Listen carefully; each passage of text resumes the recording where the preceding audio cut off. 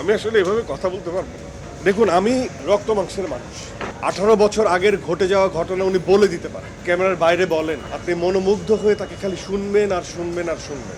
এরকম ভাবেই কেঁদে ওঠেন, আবার হেসে ওঠেন। তাদের ভিতরের হাহাকার দেখতে পাচ্ছেন না। এই গল্পটা অনেক স্লো কিন্তু আবেগে, এটার মধ্যে অনেক টান টান উত্তেজনা নাই। এর থেকে বড় পাওয়া আমার জীবনে আসলে আর কিছু নাই। রানী ভাবির প্রতিজ্ঞা হচ্ছে এই 14 কোটি মানুষ যদি 1 টাকা করেও দেয়, তাহলে আমি আমার নূরকে বাঁচায় নিয়ে আসতে পারবো, টাকার অভাব হবে না।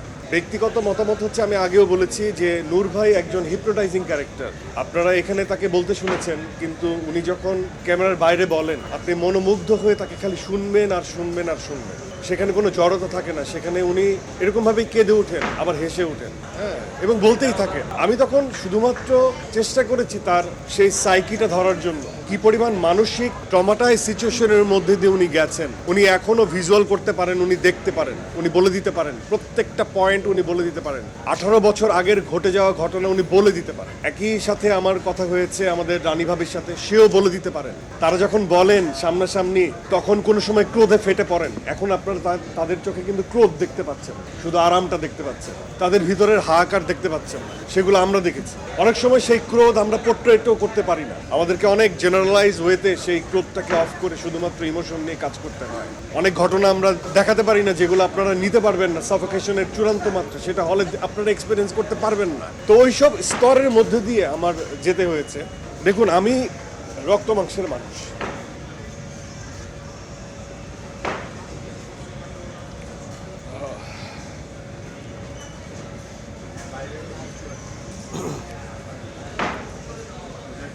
মানে যখন একজন মানুষের সাথে ঘটে যায় সেই পেইনগুলো, সেটা আমরা ভাইয়ের সাথে ঘটুক আর হয়তো বা বাবার সাথে ঘটুক, সেগুলো আমরা বুঝতে পারি। আমি আসলে এভাবে কথা বলতে পারবো না। আসলে দমের জার্নিটা আমাদের এরকম ইমোশনাল একটা জার্নি, কারণ নূর ভাইরা যেটা ফেস করে আসছেন সেটা আমরা একটু বিন্দুমাত্র আসলে চেষ্টা করেছি মাত্র। আমার এই জন্য না, এই রিয়েল চরিত্র থেকে অনেক কিছু আমার নিতে হয়। আমার যুদ্ধটা ওখানে। আমি এই পেইনটাকে না কেন জানি ভিতরে, মানে আমি ফিল করি, আমি প্রচণ্ডভাবে ফিল করি। এই জন্য আমি নূর থেকে বের হইতে পারতেছি না। অনেক কথা আসলে এইভাবে বলা যাবে না বা বলতে পারবো না।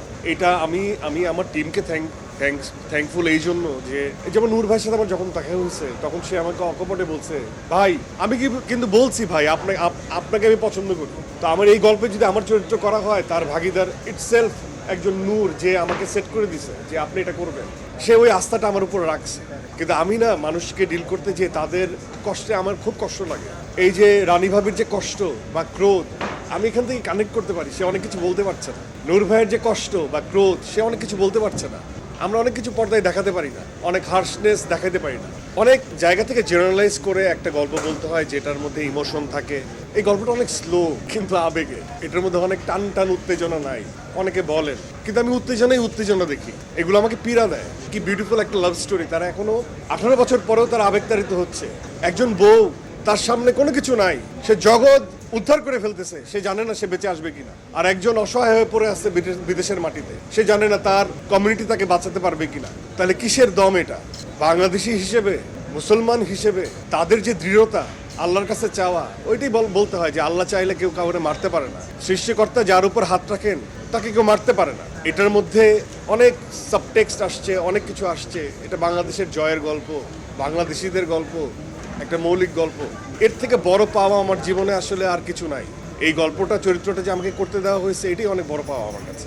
আমি এভাবে আসলে এরকম মাহলে, আমি সবসময় বলি, আমি আসলে কথা বলতে পারি না, কারণ আমি কানেক্ট করতে পারি নূর ভাইকে, আমি কানেক্ট করতে পারি রানী ভাবিকে। তো এটাই যে উনি বললেন 18 বছর পর আপনাদেরকে ধন্যবাদ জানাইছে। জার্নালিস্ট ভাইয়েরা সে সময় যে খাটছে, প্রত্যেকটা মানুষ, ইচ অ্যান্ড এভরি ওয়ান, যারা কি দৃঢ়তা বলেন। এই যে বোকা বোকা কথাগুলো, খুব গোছানো কথা, কত শক্তি এর মধ্যে। রানী ভাবির প্রতিজ্ঞা হচ্ছে এই 14 কোটি মানুষ যদি 1 টাকা করেও দেয়, তাহলে আমি আমার নূরকে বাঁচায় নিয়ে আসতে পারবো, টাকার অভাব হবে না। এই যে ফাইন্ডিংসগুলো, এটা আসলে স্ক্রিপ্টের বাইরে। এগুলো আসলে রিয়েল ভাবনা। এগুলো হয়তো বা কোনো স্ক্রিপ্ট রাইটার ভাবতেই পারে না। একটা মানুষ কিভাবে ফাংশন করে, কিভাবে ভাবে।